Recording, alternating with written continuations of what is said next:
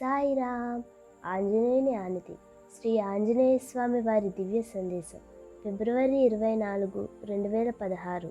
ప్రశ్న: జ్ఞాని యొక్క ప్రవర్తన ఏ విధముగా ఉంటుంది స్వామి?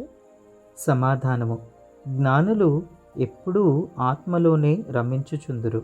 వారి ప్రవర్తన వారుండే పరిస్థితులకు అనుగుణంగా ఉంటుంది.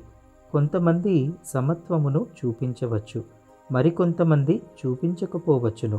వారు సాధారణ మనుష్యులుగా కనిపించవచ్చు, కానీ వారి మనస్సు మీద ప్రపంచ భావం ఏమీ ఉండదు. వారి జీవితంలోని సంఘటనల ప్రభావం కూడా వారి మీద ఏమీ ఉండదు. వారికి నిర్దేశించబడిన పరిధిలోనే వారి ప్రవర్తన ఉంటుంది. వారికి సమత్వము లోపల ఉంటుంది. కానీ జ్ఞానులందరూ కూడా ఖచ్చితమైన పద్ధతి, ప్రవర్తన కలిగి ఉంటారని నీవు ఊహించవద్దు. సాయిరామ్.